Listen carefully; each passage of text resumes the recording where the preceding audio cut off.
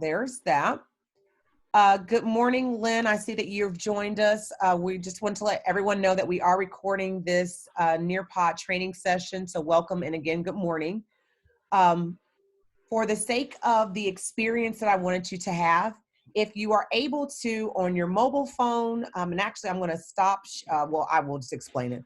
If on your mobile device, there is a NearPod app, which is free for your students to download on their phone, on their iPad. If they're using a desktop or a laptop, they would just go to the NearPod website. And I'll get more into what that's going to look like in our actual session. But for your purposes, if you're able to open up a new tab on your internet browser and go to join.nearpod.com. That is on your screen as well, highlighted in blue. And that will allow you to participate in the training as if you were a student in my class. If you're not, don't hesitate to just sit back and watch what is already provided for you on your Zoom screen. I will be switching back from a student account to a teacher, or excuse me, a student view to a teacher view, which is really nice because as a facilitator, if you're using NearPod, you have the opportunity to view the content as your student would see it. And so that kind of gives you some flexibility, especially if you have a student that's communicating that something is not loading the way that you want it to. So one of the things that I wanted to show you on the screen, and again, I am in my teacher view, is the fact that NearPod allows you to take attendance. Now, I will say that this is kind of informal attendance because it's going to give you the students that are active in your course. So on your screen, you will notice that I'm moving my cursor down to this area where there are 3 avatars and the number 2.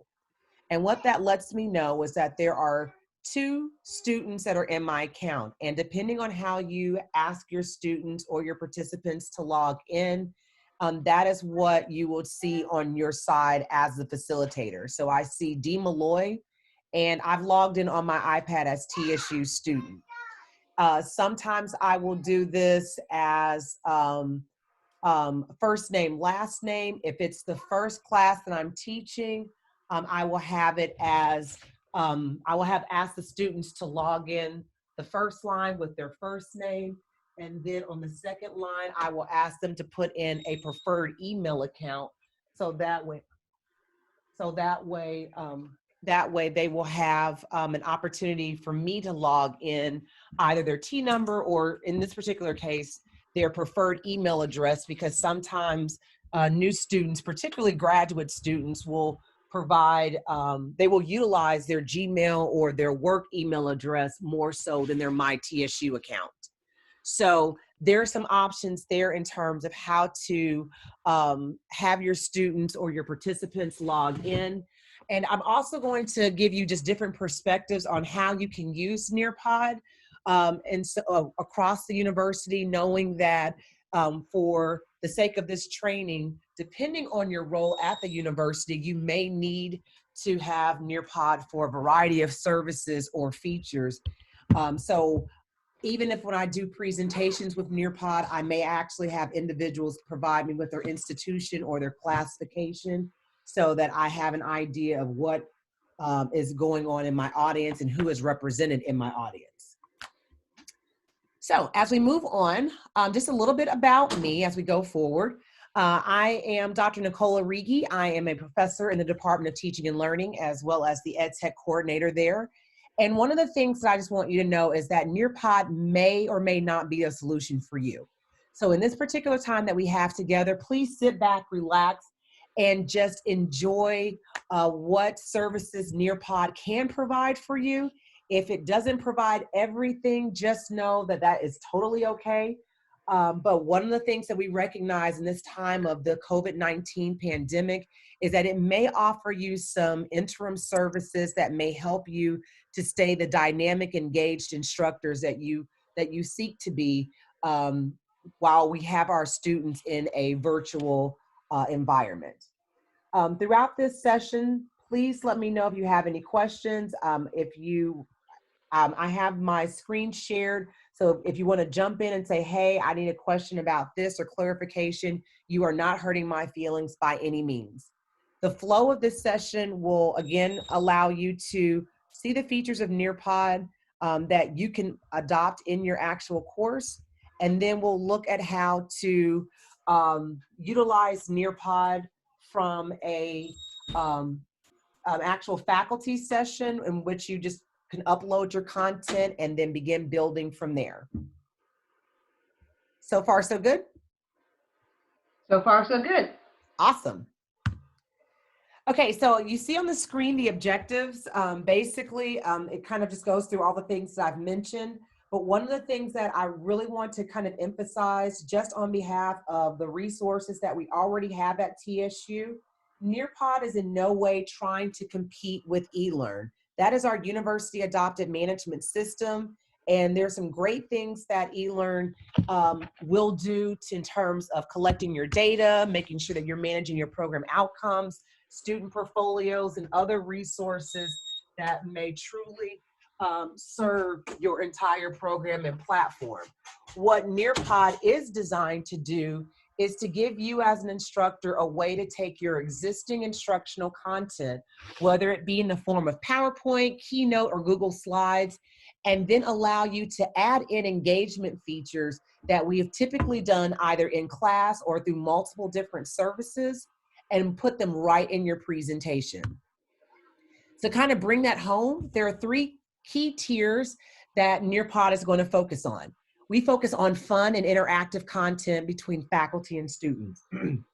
We're looking at ways, excuse me, to make sure that when you're having your class session, whether it is asynchronous or synchronous, that your students are instantly able to collect and share answers particularly if they're in class. And I know that the question that is commonly asked of me is, how does NearPod work with Zoom? What I have done as a facilitator is I use NearPod as a way to present my content to my students. I recognize that right now we didn't have an opportunity to do a needs assessment to find out what types of environments our students are going back into. So for me, it is more important that the students can get on their phones and maybe call in and just do the audio part. But whether they're on their phone or their iPad or their desktop, they can get to the content by me just pushing out the NearPod code. And that's helpful to me, knowing that many students don't want to be on camera. So like I said, for this particular session, I don't need to see you. I can use Zoom for attendance, for chatting with me directly or amongst the class. But if I don't need to see the students, I don't want to utilize or overextend the bandwidth, I can go ahead and just have NearPod as the focal point for my content. Also knowing that for many of our students, they're going back, and even for myself doing this training, we are in some loud living spaces as we're social quarantine or social distancing and being self-quarantined. So you have to think, there are some of our students that are going back into households with older and younger siblings who are also having Zoom meetings and conference calls, and everything is happening in one set space. So when you're talking about Zoom on multiple devices off of one Wi-Fi, you're really competing with a learning environment that our students are not accustomed to. So NearPod allows us to kind of track students' comprehension in real time. And in terms of Zoom, I use it for more audio and just making sure that all of our students are in one collective portal. But then I'm also utilizing NearPod as the main space to make sure that everyone can see the content in real time as I'm teaching my lesson. So what you basically see is my standard PowerPoint note. So I use NearPod, and then I basically, before that, create a PowerPoint presentation. I know we all have our standard PowerPoint presentations, and I just upload it into NearPod. So here is my class, TSU 1234, and I have my lecture notes. And so the great thing about it is NearPod is saying, you are the content expert. So wherever you bring to NearPod is what we're going to build and capitalize on. So I just uploaded my standard slide, and I now have a way for my students to access it on multiple devices. And then I have another slide that just reminds us that NearPod is wanting you to be audience-centered, not instructor-centered. So make sure that you're thinking about ways to truly engage and hold your learner's attention. Before I started recording this particular session, we were having an offline chat just about how now everybody is doing things via Zoom or WebEx or freeconferencecall.com. And now people are like multitasking in different ways. I have my earbuds in, but I'm also potty training my daughter, and I'm also vacuuming and doing laundry and sending text messages. So what does that look like for your students who really are accustomed to being in your class at the assigned time and truly focused on your content? And now they're competing with everything else that's going on. So now I need to definitely make sure I have ways to make sure that I am engaging them in the content, and it's not just me and my voice for however long your class is being facilitated. So in this, we're looking at how to design our content to honor the various learning styles, but particularly the virtual learning style, which is new to many of us in academia. So now I'm going to push some content out to your device and on my screen. And this is basically what NearPod allows you to do. So what we're currently accustomed to is just building a slideshow or a slide presentation. NearPod actually allows you as a facilitator to design content in its portal if you need to, separate from PowerPoint and Keynote or Google Slides. The nice thing about that is I can now have a PowerPoint slide or a NearPod slide that includes audio. So on behalf of the foreign language department, speech pathology, in which audio and those auditory instructions or those verbal instructions are really going to be important, you see on my screen, I'm going to hit the play button. As a new NearPod user, you're encouraged to have an engaged instruction slide before each activity or task. This will better help your user to understand what is going to be expected of him or her when they're engaging with the learning content that you have provided. So what I was able to do was just create a slide in NearPod, and all I did was just record audio instructions over the actual slide. That can be beneficial for your students. Again, if you are in one of the fields that require or would benefit from having verbal instructions, certainly on behalf of international affairs, what a great way to maybe even welcome students to your class in their respective languages. But as I mentioned in the recording and as you see on the screen, NearPod is saying, we know that this is going to be a really new experience for a lot of our students. So as you're adding engagement activities or exercises, consider having a instruction slide beforehand to clarify what you want the students to do. So, hey, Sylvia, we're getting ready to watch a video. Please pay attention to these details. Or Denise, I'm going to take you to this website. Please make sure that you focus on the due dates for admissions to the graduate school. So you now have some ways to keep your audience focused on those particular core points that you want to emphasize. In addition, I no longer have to have a 58 slide PowerPoint presentation. NearPod allows you to theme or to structure the content of your lessons. So let's just say, for example, I have 6 themes that I want to discuss in my lecture. I can organize and upload those slides where I have a slide deck. So on my screen, and if you're on your mobile device, you will see that you're able to swipe up or down. And instead of going into a left-right fashion, I can keep all of the slides related to, in this case, NearPod and its benefits all on one slide.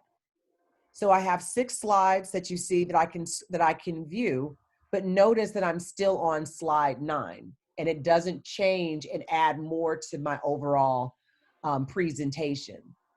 And that's a really nice way to keep things structured. Again, for depending on your role and your needs for NearPod, let's say that I'm in a coordinator's position, or I'm doing recruitment for the university, and I want to focus specifically on slide or contents pertaining towards residential life. I could have slides in terms on my slide deck in terms of what the dorms look like. What are the fees? What are the, I don't know if they have curfew, but what are the operational hours? What are some of the features of one dorm compared to another residence hall? And I could have all of those things, items in one slide deck.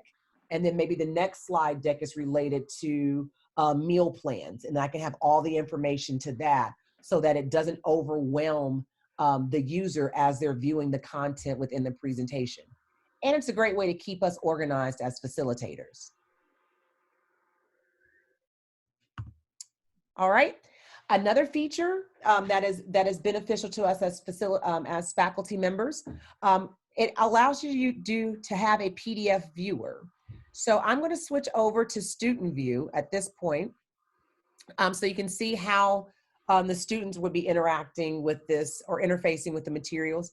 I can now upload PDF files, which is a really great benefit, especially if you're linking to resources on the web. I know that for our university, we have a lot of PDF documents that are already available online. So maybe I want to show my students the transcript request form for graduating seniors, or I want to walk an international student or a student that's applying to my program through an application. I can do that, and I can actually walk them through that document, and you see I just have a PDF file loaded here for that experience. And again, at any point, please stop me if you have any questions. And also notice that the PDF files, if there's an active hyperlink on the original PDF document, it's also an active hyperlink within NearPod, so you don't lose that feature.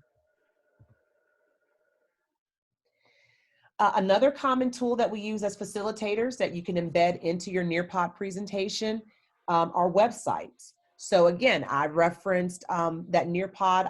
I've used this in my role as ed tech coordinators to host virtual open houses for my program. And I take them directly to our website, and I'm able to show them where they would actually click on links on the website.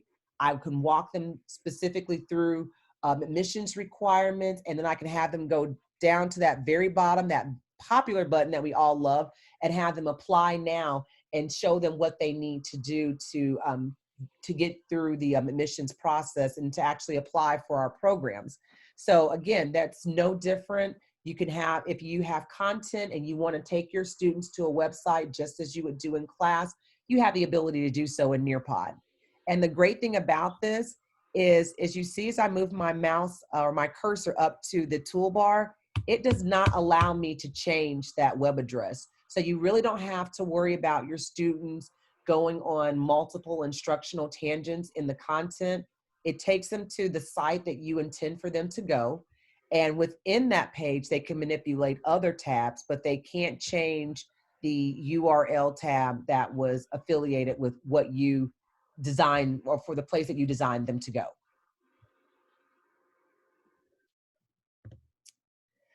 The next feature that we know we love using in our class, and we've also have had resources allocated for clickers, you can do a poll in NearPod. But not only can you do a poll, you can also, as the faculty members, establish a time so that your students have an opportunity, have a set time frame on when they can complete the poll. So I'm going to go ahead and go back into my teacher view and activate the poll so you can see what that would look like. And in doing so, I have 1 minute to respond to the poll, and I'm going to just switch back to student view so I can respond on my end. And the question is, who is the most famous George? So I am an 80s baby, so I'm going to go ahead and say George Michael and select my answer. And I'm going to, on the student device, they would just make their choice and click submit. The cool thing about NearPod is that they also have the opportunity to, you have an opportunity to assign media images to your polls. So I also have a reference screen that I just added to give them some choices of maybe who their favorite George could be. So they have a reference image, or I can add audio to that if I need to. From the teacher view, as individuals are responding to the polls, I get to see immediately what their selection is. I also get a nice little diagram that shows me the percentage breakdown. And I also have a share feature. So once the timer has expired and I hit share, it will actually provide the students the results on their screen.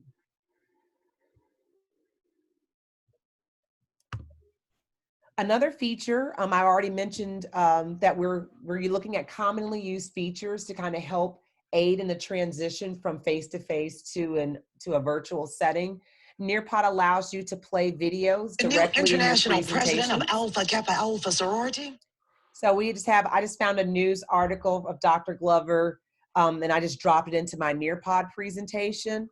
The nice thing about this is I don't have to worry about it going out on another tab or browser to access YouTube. And plus, the video is already linked in my presentation, but it doesn't take up any extra storage as if I were doing it in a PowerPoint presentation. So again, as faculty, we know that even in this day and age of the pandemic, we still have to think about teaching, service, and scholarship. And on behalf of all of us that have to do those presentations, I use NearPod as a way to create my content and have it ready and available so that I can access it without having to worry about it being in PowerPoint or Keynote or whose laptop I'm using. I can actually have access my NearPod, again, on my iPad, my phone, or any device that I have, and I don't have to worry about all of that storage space. The other cool thing, I can give the NearPod code to my participants in the audience or whatever conference I'm attending. And the students, if you're in the student view, there is a button on the right-hand side that says notes. Your students or your audience members can click on that icon and it will allow them to send the presentation, to take notes, and to send that presentation to their Google Drive, OneDrive, or their email account. So immediately once the session is over, they have your entire presentation with their notes in their account and at their hand. And so that's a really great resource, especially if you're being environmentally conscious. You don't have to spend a lot of money on handouts. All right. So another feature, which is really new to NearPod, but it's the one that I absolutely love, is Flipgrid. I'm really big on discussions. And again, depending on the needs of your field and your area, text-based discussions are really great. And again, there's features for that in eLearn that I still use as a graded component to go directly to the grade book. But I also know that in this day and age of social distancing, my students really enjoy seeing each other. And so Flipgrid allows them to have, video reflections and discussions. So I just have a link here where I was able to drop in my Flipgrid account. And for this particular activity, I'm just saying, how do you say hello in 2 languages? And I've already posted my response. So Flipgrid is one of those. Hi, students. This is your instructor, Dr. Arrighi. I know that this is a really unique time in 2020 and the semester with us not being able to meet face. So again, you can, if you're using Flipgrid already, you can go ahead and interface that with NearPod. If you're comfortable with the existing discussions that you have, continue to use eLearn. There's just a lot of different features that NearPod is bringing into the learning experience to give your students an opportunity to still be as engaged, as actively engaged as they would be in your classroom.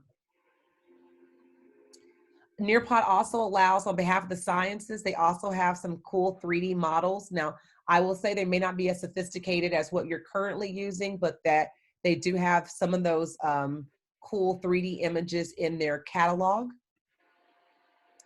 NearPod also works with demos. So on behalf of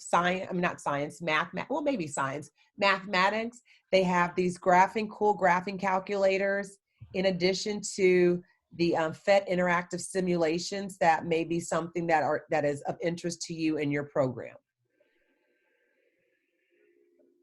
NearPod also interface with live Twitter streams. So if there are resources, or let's just say maybe for communications, I want to have my students practice responding or writing news briefs based off of real-time news posts or Twitter posts that are being delivered from the CDC. I can actually have a link to the Twitter page of the CDC or the World Health Organization so that my students can follow along in real time and get that current information. And again, in this day and age of technology, we want everything to be real time and relevant because that's what our students are accustomed to. So I just have a link to my Twitter page so that they can just see what I was doing as of yesterday.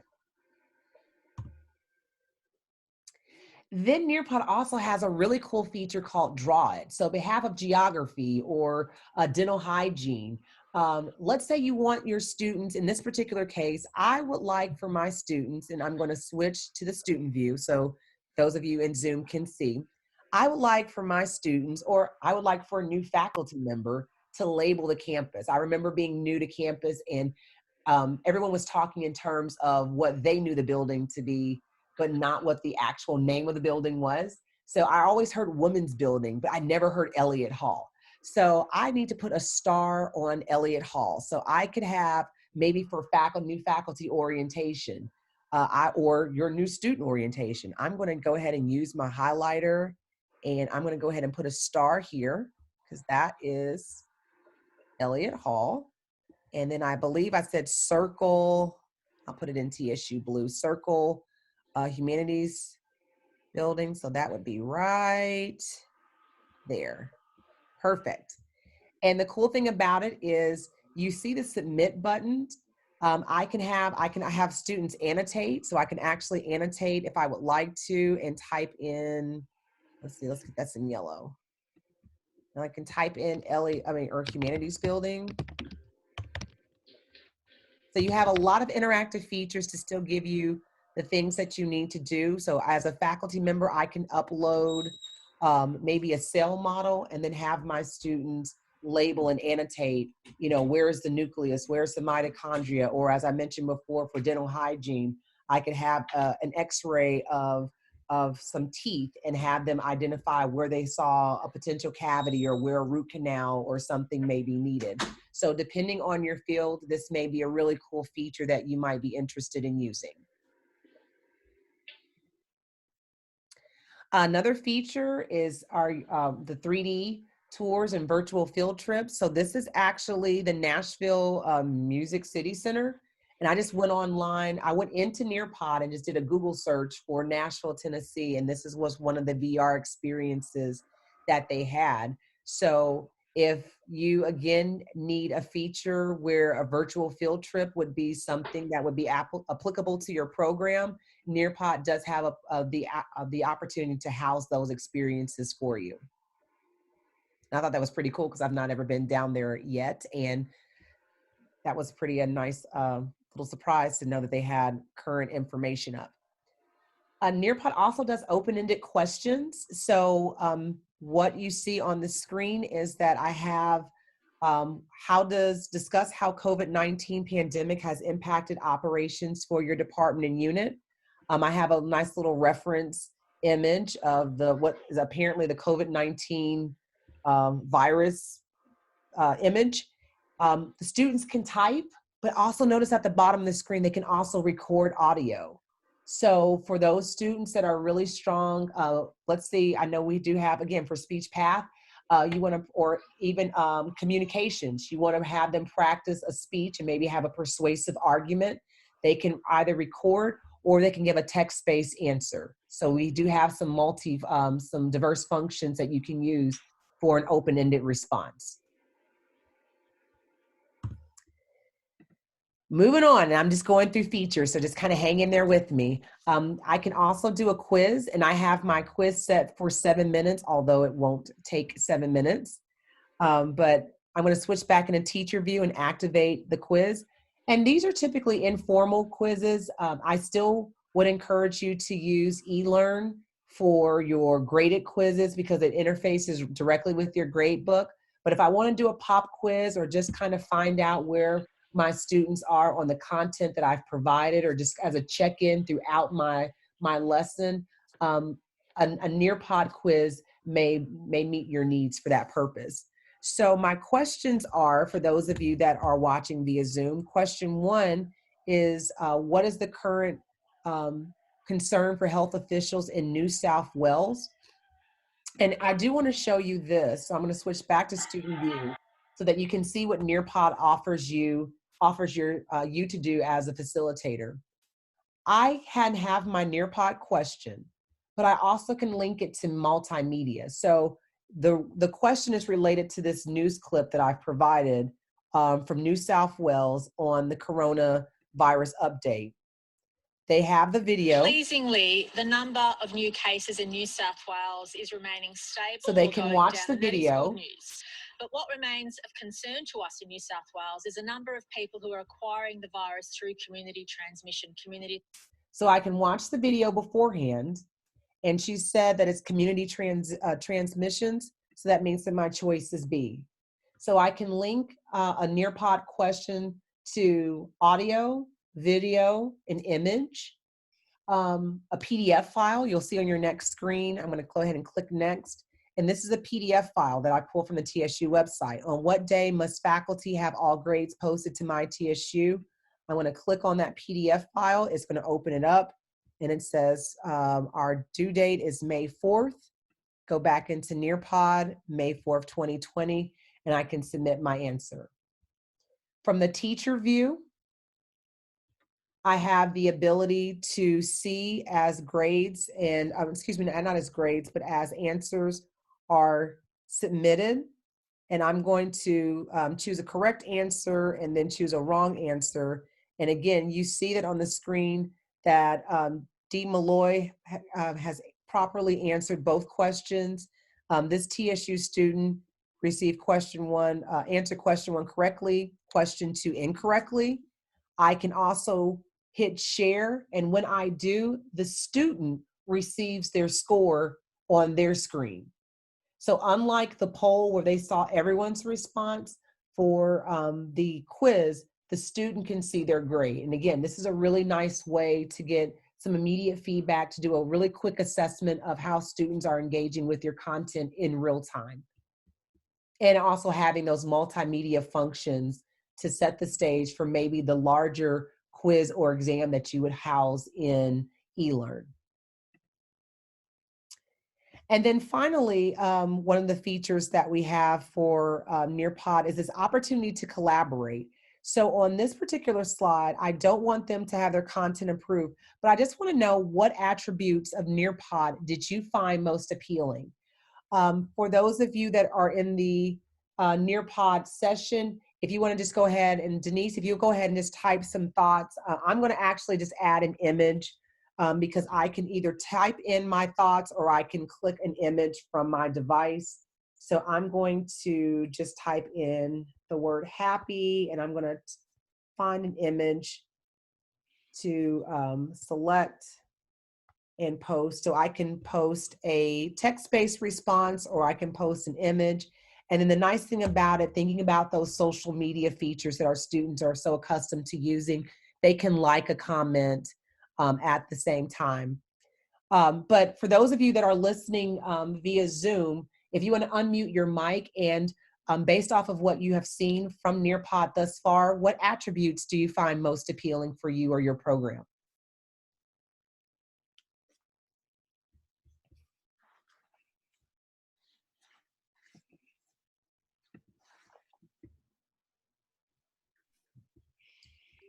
And if your audio is not working, or you want to just go ahead and chat that in, I'm going to go ahead and open up the chat area to make sure that I can see your comments. So again, if you want to unmute your mic and just do a shout out and tell me what feature is most appealing to you, or use the chat feature in Zoom, whichever is more conducive for you.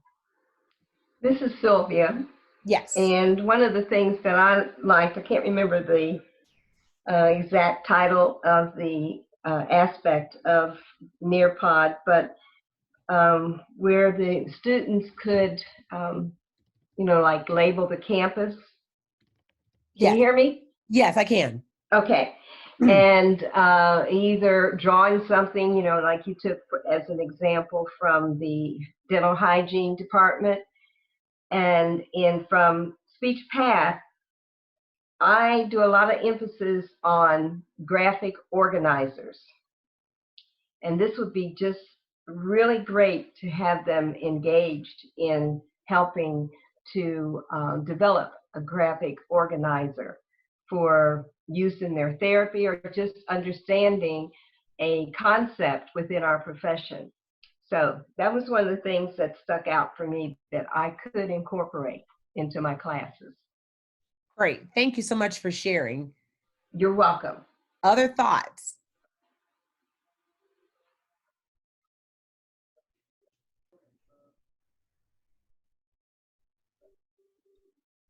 Well, Nicole, this is Denise. I Yeah. really like the slide deck feature of it, so that you don't have to like have 1,000 slides to try to figure out which one you want to use, and they're themed. I like that. It's very organized.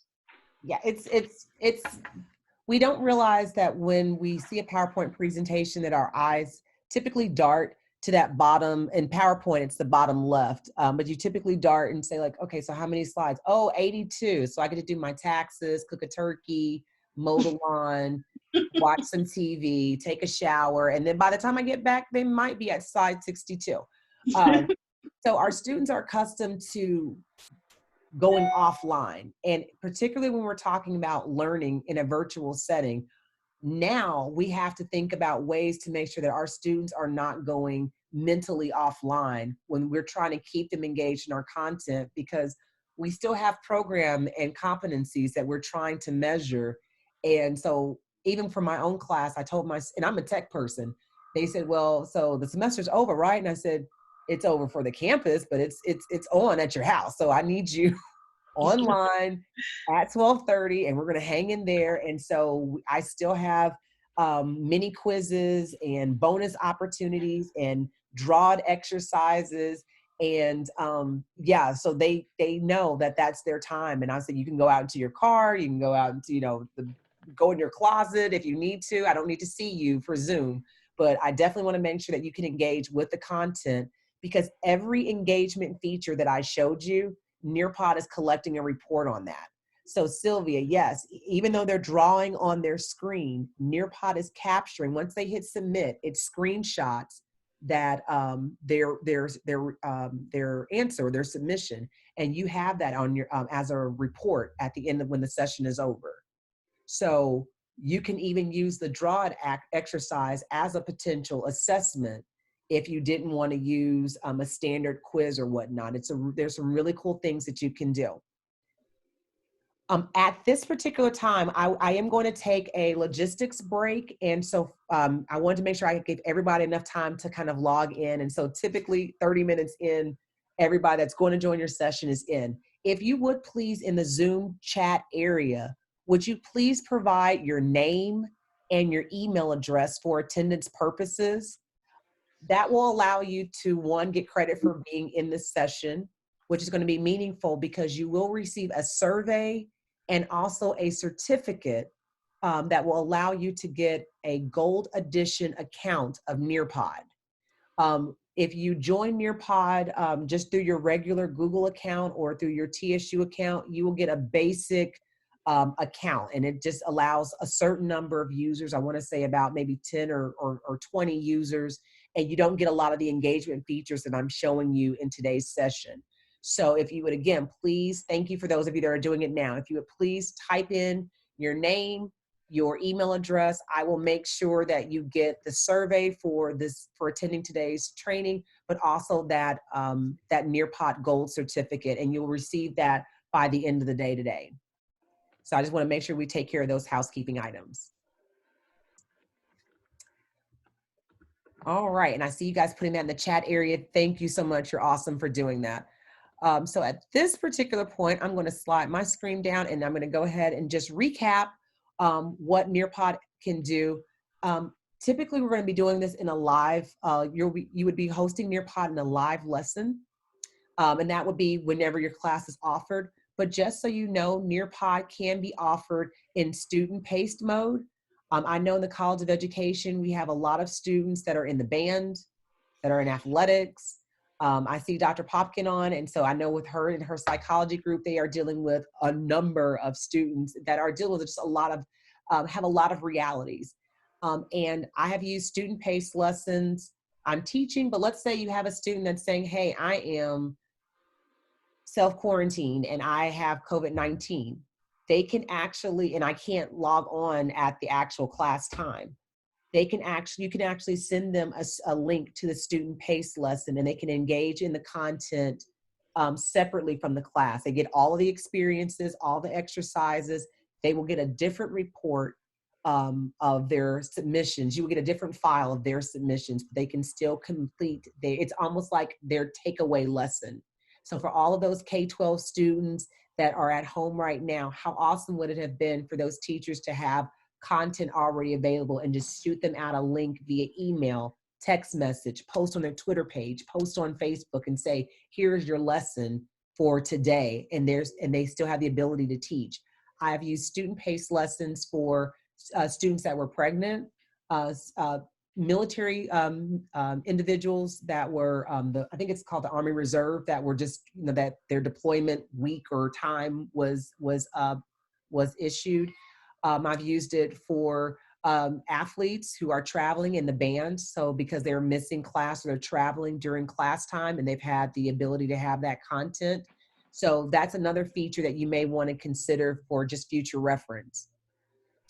As I mentioned before, and I've shown you, these are all the ways that you can engage your students with NearPod. And I just have this here because, again, I know this is being recorded. And for those individuals that are taking notes or you're writing down information, this is just a recap slide of a lot of the things that you've already seen me demonstrate within my Zoom lesson. And then on the assessment end, you can do open-ended questions, you can do polls, you can do a quiz, draw it.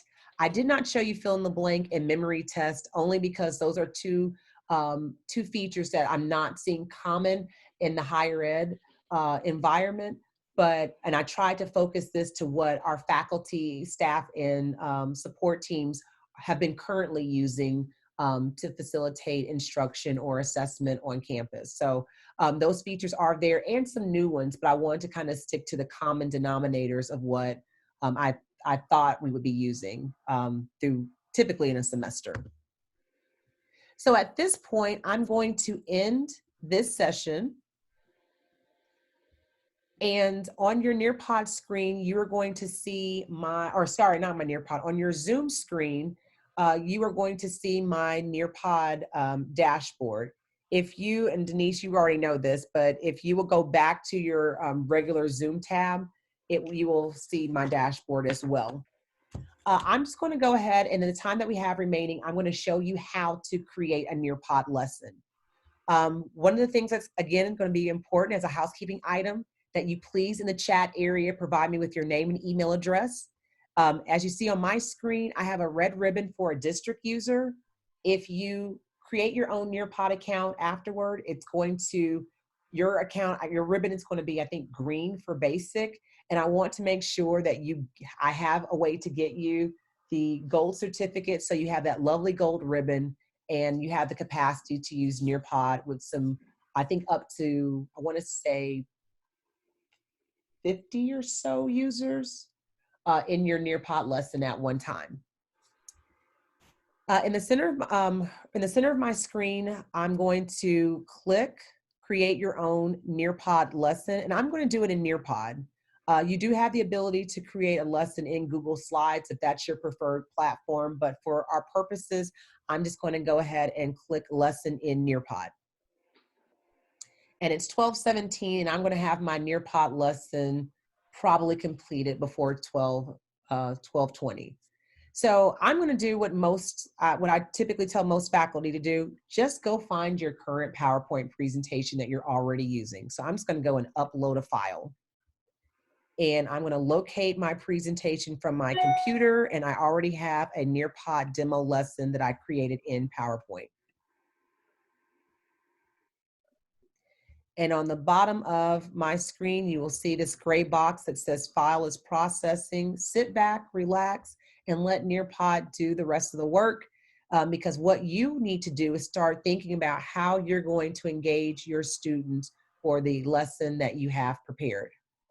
So in the meantime, it's now uploaded my slides. And again, these slides should look familiar because you saw them in the demo session. So I just uploaded my PowerPoint presentation. It also, again, works with PDF. You can upload PDF files.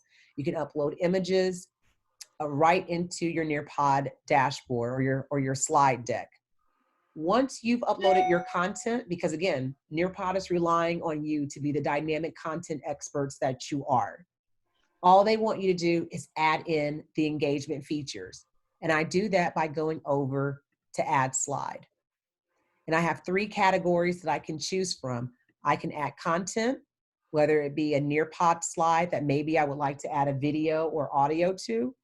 I have vocabulary videos, 3D images, those PhET simulations, virtual field trips, graphing calculators, BBC videos, Sway. If you're a big Microsoft user and you already have Sway presentations, that's there. As Denise mentioned, she really loved that slideshow gallery. I can add my slideshow. I can drop in a video. So let's go ahead and do that. NearPod is already partnered with YouTube, so I can go ahead and do a search. And let's look for Chris Cuomo, because I just got through watching CNN, and so let's check on Chris Cuomo, and that looks like an interesting video. So I can select the video that I want, click save, and there's my video. And I can just slide it to wherever I would like my video to be.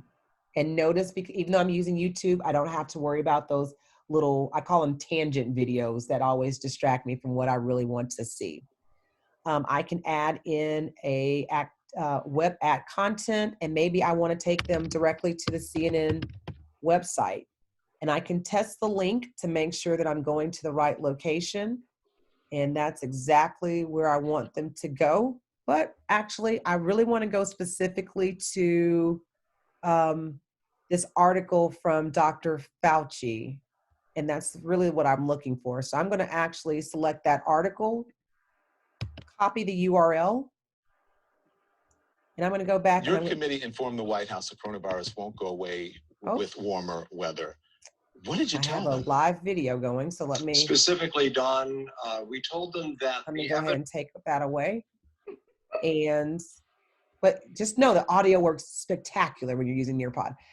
So I'm going to go ahead and save that. So now I have my specific CNN article, so I don't have my students wandering through the main homepage. So that's loading up. And as I mentioned before, once it loads into NearPod, I can slide it and move it wherever I need to on my screen. And I think I have, there we go. So I want to put my article, we'll move it right here.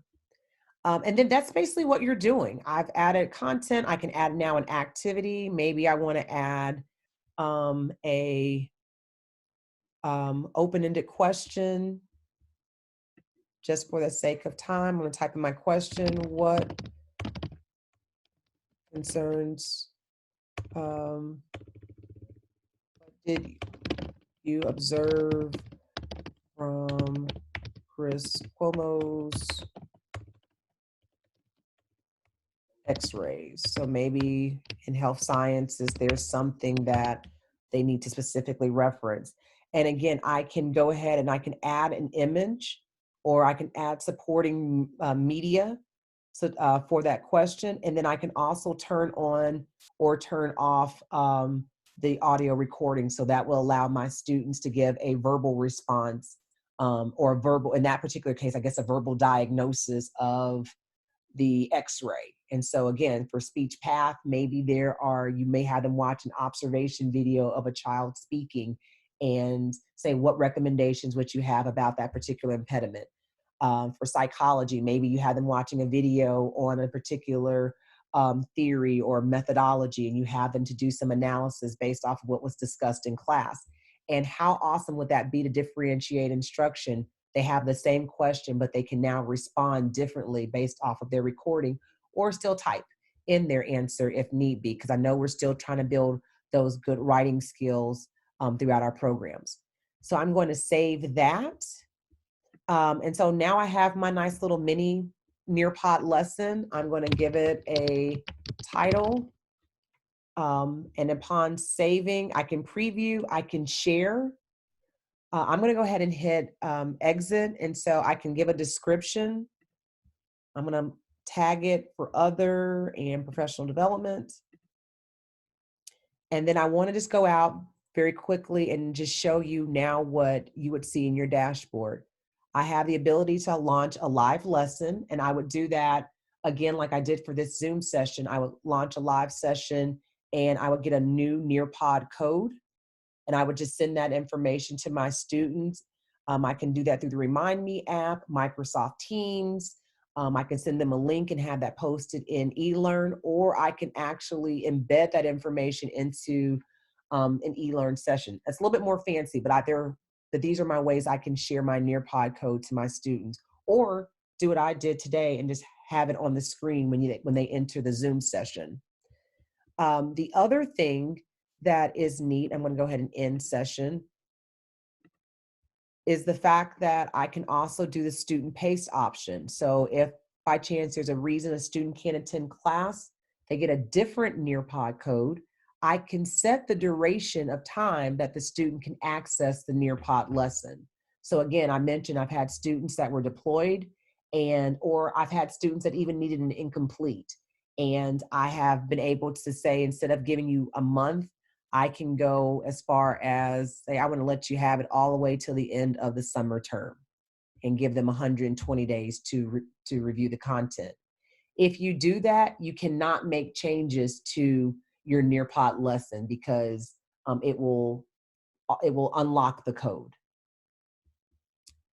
Also, you have the ability to share with other teachers, which is really great if the university moves forward with a larger scale NearPod contract, that you can share lessons with others. So how awesome would it be for our adjunct faculty or for our junior faculty that may be teaching a class for the first time to know that they can just have your lesson in their library, or you share it amongst departments. So maybe the College of Education has a library by departments or by programs, and you know what core content is being shared for program fluency. You can duplicate a lesson. You can add a lesson to a different library. Again, I was talking about in terms of those collaboration features. And then I can pull reports. So one of the things I do want to show you before we end the session and take questions, I want to show you the report from today's Zoom session and what that looks like on the back end. And thank you again for everyone that's been providing me with your name and email address. I definitely want to make sure that we have all that covered before our session ends today. So I'm going to click on my NearPod session, and you see these are all the trainings that I've done this semester. But for today's session, I'm going to click, and here is my report. And I can download these reports as PDFs or as an Excel sheet by session or by student. Session view is really great if you want to do analytics between maybe your 3 o'clock class versus your 8 o'clock class. I have a class at main campus and I have the same class at Vol State. And I like to kind of see if my teaching and my instruction is consistent amongst the two cohorts, or are there things that one group performs better on over the other. And so I like to kind of have that as a reflection point. So as I mentioned earlier, every engagement feature that I showed you, I can collect a report on. So I have participation in terms of Denise and the TSU student. There was my questions for the quiz, and I can see by question how each student has performed. Here's my poll and their response.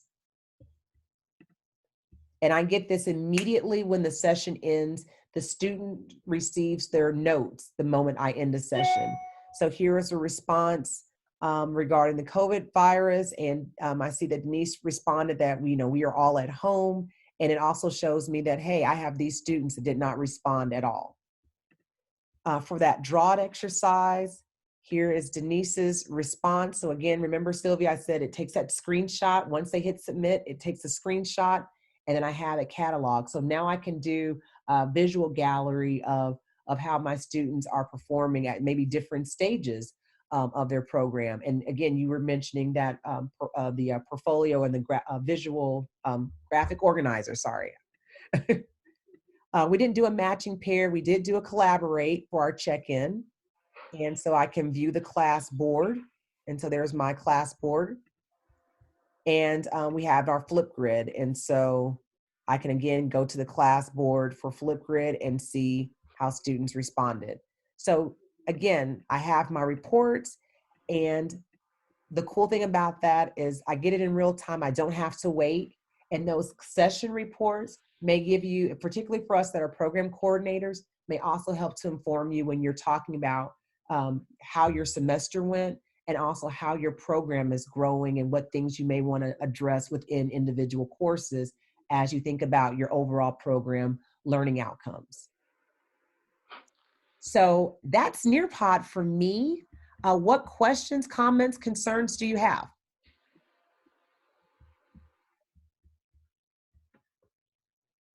And again, feel free to unmute your mic or to put them in the chat area. How many lessons are you can you have, or is there not a limit? There is not a limit on the lessons that you can have. In my library, I have too many because I've actually pulled lessons from NearPod myself, but I have lessons here, and then I also have lessons in my folder. So even for the Everyone Can Code and Create, I have 44 lessons there. I'm trying to not be a NearPod hoarder and get a little bit neat, but I didn't do that before today's session. So you kind of see me in my digital messiness. But for my professional development trainings, I have 37 there. For my TSU, I have 71 total because I use it for a variety of different courses. So I do have that organized by classes that I teach. So it's more so in terms of how many users can access your lesson at one time when you're launching a live lesson. Okay, so how did you create those folders? Oh, let me go back to my lessons, and Denise, you might have gotten me on that one. Good nurse. Oh, I know what I did. I was like, what did I do?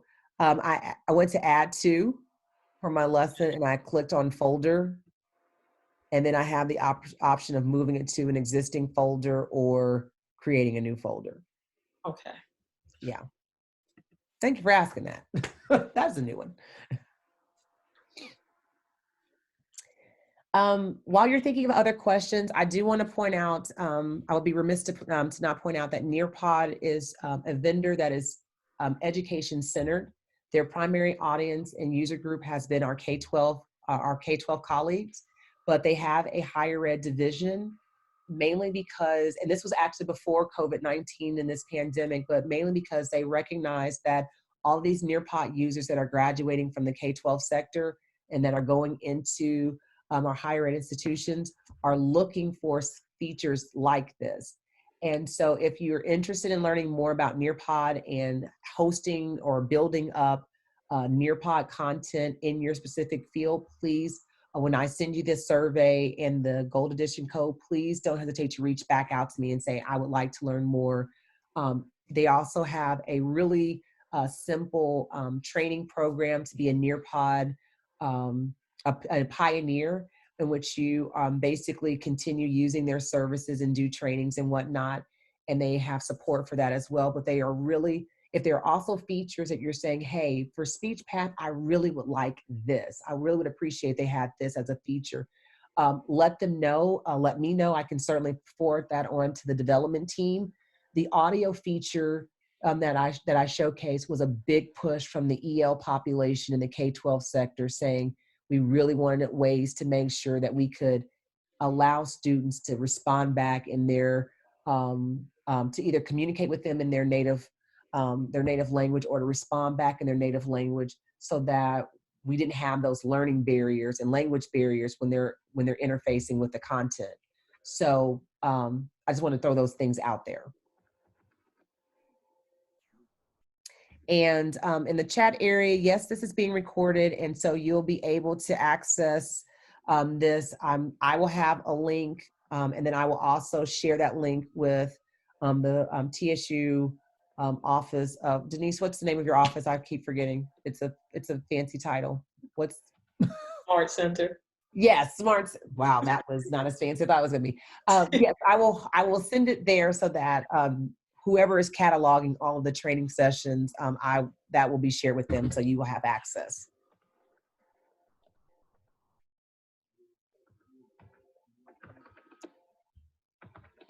Any other questions, comments, concerns, reflective thoughts before we end?